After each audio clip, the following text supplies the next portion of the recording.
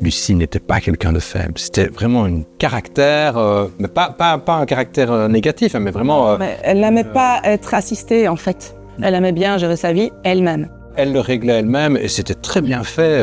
Waouh. C'est pas une mort prévisible et on a tout le choc consécutif à cette disparition et à la manière dont ça s'est fait qu'on doit gérer en plus du manque. Quand tu l'as retrouvée dans l'abri de jardin, tu m'as téléphoné pour me dire que Lucie s'était suicidée.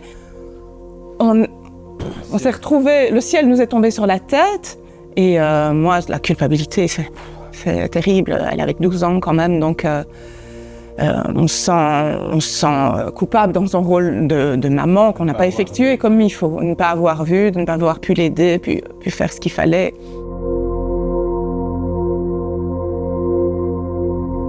Elle nous l'écrit d'ailleurs, parce qu'elle nous a laissé une lettre. Elle nous fait comprendre qu'elle ne savait pas pourquoi elle n'allait pas bien et que de toute façon, il n'y avait pas de solution.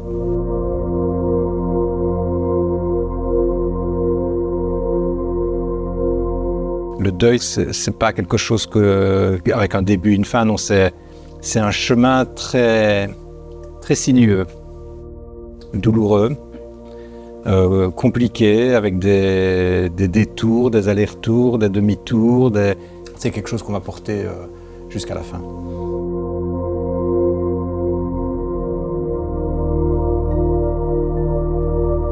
Une de nos premières ressources, on va dire, c'était un groupe de parents endeuillés.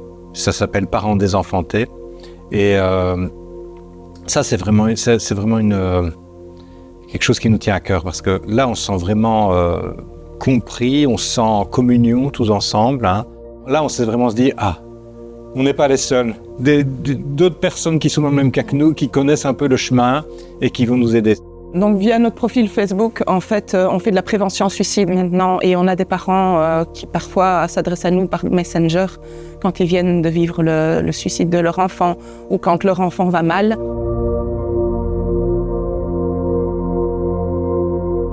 Il y a parfois des mal-être cachés qui ne se voient pas.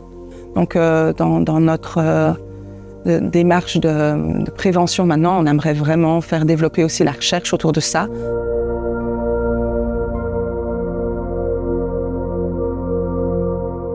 On aimerait bien avoir un lieu pour pouvoir mettre une photo de Lucie. Quand on était petit, on allait en balade dans la forêt et on passait souvent devant la grotte de Marche-les-Dames. Et donc on a demandé à des gens du village, est-ce qu'on pourrait mettre une photo de Lucie dans la petite grotte en question ?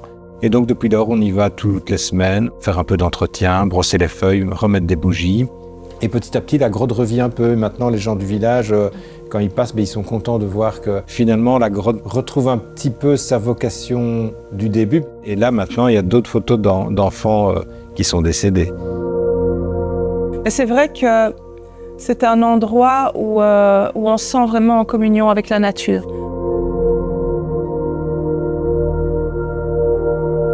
On a cette chance d'être complémentaires. On a cette chance d'avoir l'amour qui nous porte. C'est notre force, et moi aussi, c'est notre force d'être à deux et de se comprendre l'un l'autre, quoi. Chaque jour est une victoire, chaque jour est une victoire. De se concentrer sur le positif que la journée a apporté.